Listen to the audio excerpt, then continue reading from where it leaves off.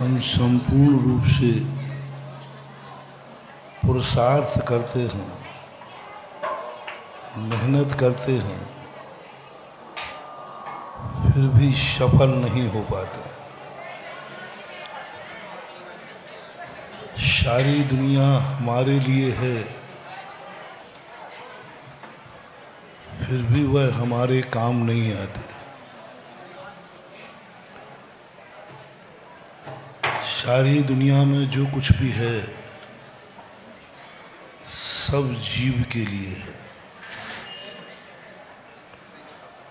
और सारे द्रव्य जीव पर उपकार करते हैं। सारे द्रव्य जीव का उपकार करके अपने आप को भाग्यशाली मानते हैं। सृष्टि में हवाएं बनाई हैं जीव को जीने के लिए, सृष्टि में पानी है जीव को जीने के लिए, सृष्टि में हरियाली है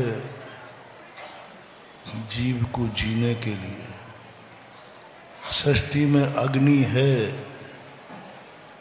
जीव को जीने के लिए, सृष्टि में पृथ्वी है जीव को जीने के लिए। 5 स्थावर स्वयं भली पाप रूप हैं, लेकिन प्रकृति ने इनको पुद्गल का सहयोग करा करके जीव के लिए उपकारी माना। जीव संसार में जीता है तो उसको 5 चीजों की जरूरत पड़ती है। ये 5 चीजें यदि जीवन में न हो तो व्यक्ति जी नहीं सकता। 10 प्राणों की जो स्थिति है यह 5 चीजों पर आश्रित है, और इन 5 चीजों का नाम ही सृष्टि है। सृष्टि और कुछ नहीं है। वायु, जल, अग्नि, वनस्पति और पृथ्वी, ये 5 का नाम ही सृष्टि है, और ये 5 जीव के लिए उपकारी हैं। अर्थात पूरी सृष्टि जीव के लिए है। इतना बड़ी सृष्टि का मालिक होकर के व्यक्ति उस मलकियत की अनुभूति क्यों नहीं कर पा रहा है?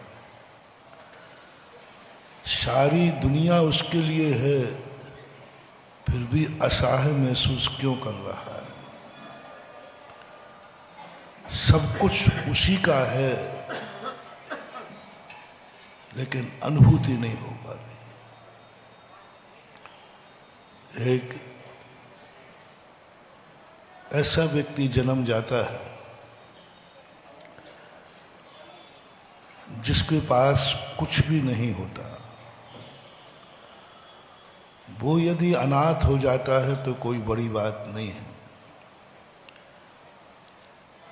सबसे बड़ा दुर्भाग्यशाली वह है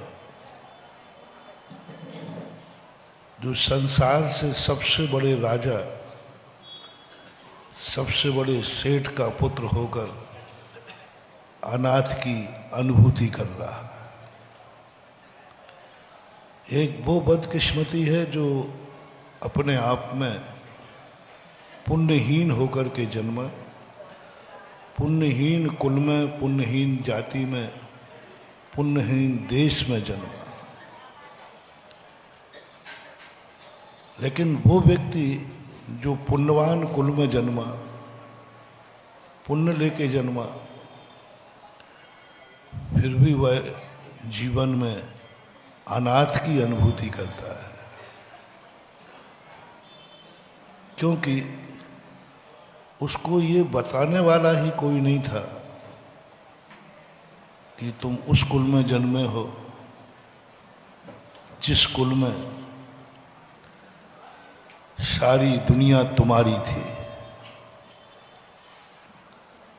और ये स्थिति आप लोगों की बनती है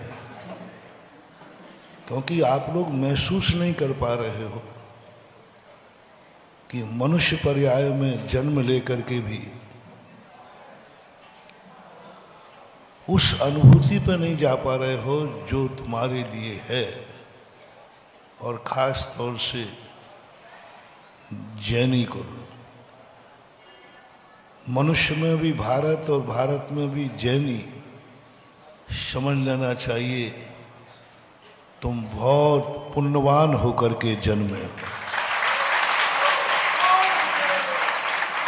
लेकिन उस पुण्यवान की अनुभूति नहीं हो पा रही। उस पुण्यवान की जो अनुभूति होना चाहिए वो नहीं हो पा रही।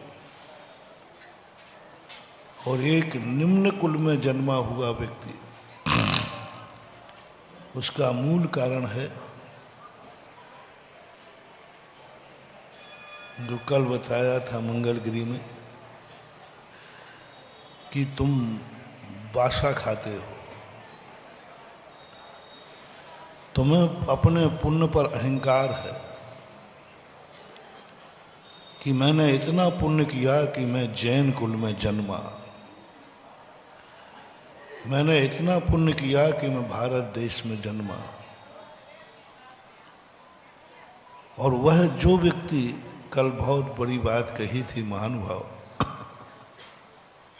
जो बासा खाते हैं उनके मोक्ष के दरवाजे बंद होते हैं। बासा खाने वाला अभक्षी होता है। बुंदेलखंड में तो खास तौर से जो बासी रोटी खावे उसे अभक्ष मानते हैं। ये तो आचरण में है, ये तो तुम्हारी एक परंपरा है। लेकिन हमारे शास्त्रों में लिखा है जो बासा पुण्य खावे वो धार्मिक दृष्टि से अभक्षी है। बासा पुण्य खावे, बासे पुण्य पर जिंदगी जीवे और बासे पुण्य के ऊपर जाकर कहे मैं तो बहुत पुण्य लेकर आया हूँ, मुझे कुछ नहीं करना है, मेरा तो सब कुछ नियत है।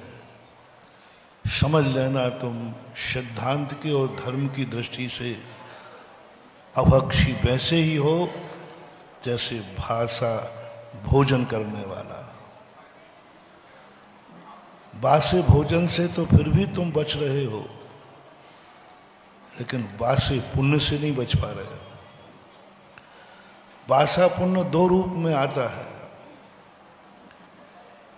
एक तो पुण्य तुम्हारे साथ चलता है, एक पुण्य जो है तुम वसीयत पर नियत रखते हो। बहुत बड़ा मोटिवेशन है। पहला मोटिवेशन कल दिया था, कभी अपन को यह अहंकार नहीं करना अतीत से मैं कितना पुण्य लेके आया हूं। अतीत के ऊपर हमें विचार नहीं करना, उसको नियत पर छोड़ दो। क्योंकि अतीत की पुण्य पर अहंकार करने वाले तीर्थंकर के कुल में जन्म लेकर के भी नरकों में पड़े। इतना पुण्य लेके आया मारीच, इतना पुण्य लेके आया कि वो तीर्थंकर का पोता बन गया। इतना पुण्य लेके आया कि भरत चक्रवर्ती का बेटा बन गया। इतना पुण्य लेके आया कि बाहुबली आदि 99 चाचाओं का भतीजा बन गया। इतना पुण्य लेके आया कि जिसकी दोनों बुआएं ब्राह्मी और सुंदरी तत् बाल बैरागनी, कहीं से भी अतीत में कोई पाप करके नहीं आया था।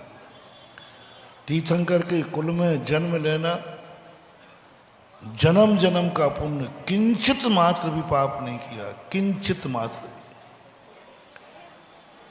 लेकिन उस पुण्य पर वो इतना इतरा गया,